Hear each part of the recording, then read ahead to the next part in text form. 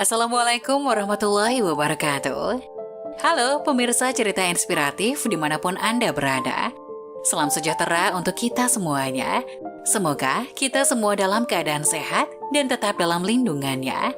Kembali lagi dengan kami di channel Cerita Inspiratif, di mana kita akan berbagi kisah-kisah inspiratif penuh makna untuk Anda simak.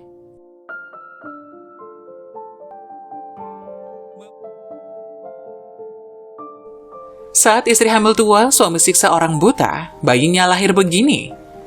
Di saat istri sedang hamil, seorang suami haruslah mendukung sang istri dengan mendoakan kebaikan dan beramal soleh. Ia juga harus memperhatikan perilakunya, jangan sampai berbuat zalim ataupun melakukan kemaksiatan. Sudah banyak yang membuktikan bahwa ketika istri sedang hamil dan suami melakukan berbagai amal soleh, maka anaknya pun akan terlahir dengan sempurna dan punya akhlak yang soleh pula. Seorang suami yang gemar membaca Al-Quran saat istrinya mengandung, istrinya akan melahirkan anak yang gemar dan bahkan pintar menghafal Al-Quran. Lalu bagaimana dengan seorang suami yang melakukan sebuah keburukan saat istrinya sedang hamil? Kisah ini mungkin bisa menjadi renungan untuk kita agar tidak berbuat sesuatu yang justru merugikan diri sendiri dan keluarga. Saat itu di malam hari, Abu Salim sedang bersama dengan teman-temannya, sedang begadang dan mengobrol entah apa yang menjadi topiknya. Diselangi dengan berbagai candaan, membuat malam itu semakin ramai. Seperti biasanya, dialah yang mendominasi forum tak karuan tersebut. Di saat mereka sedang bercanda, muncul seorang buta melewati mereka. Kehadiran orang tersebut memunculkan sebuah ide dari Abu Salim untuk mengerjai orang buta itu. Dengan sengaja ia menjulurkan kakinya tepat di hadapan orang buta itu, dan bruak! Jatuhlah orang buta itu tersungkur. Sontak, semua teman-teman Abu Salim mentertawakan orang tersebut.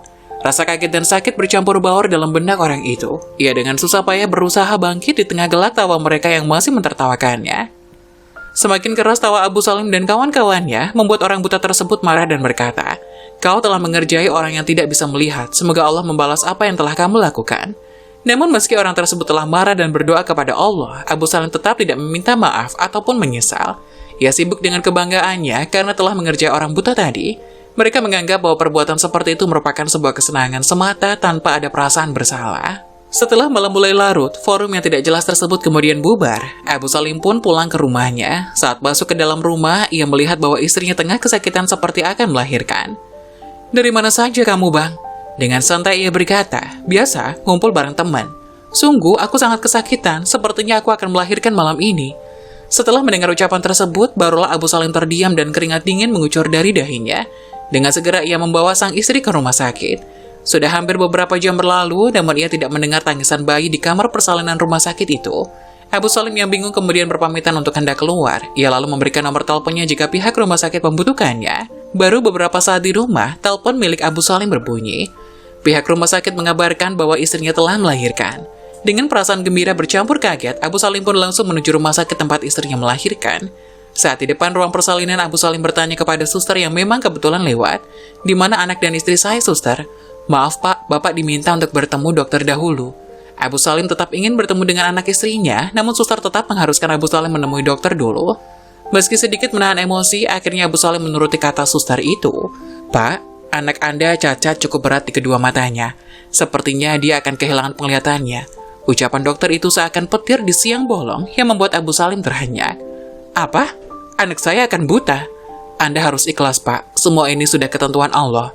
"Tidak, anak saya tidak boleh buta," ucap Abu Salim yang diikuti dengan derayan air mata yang tak sanggup dibendungnya.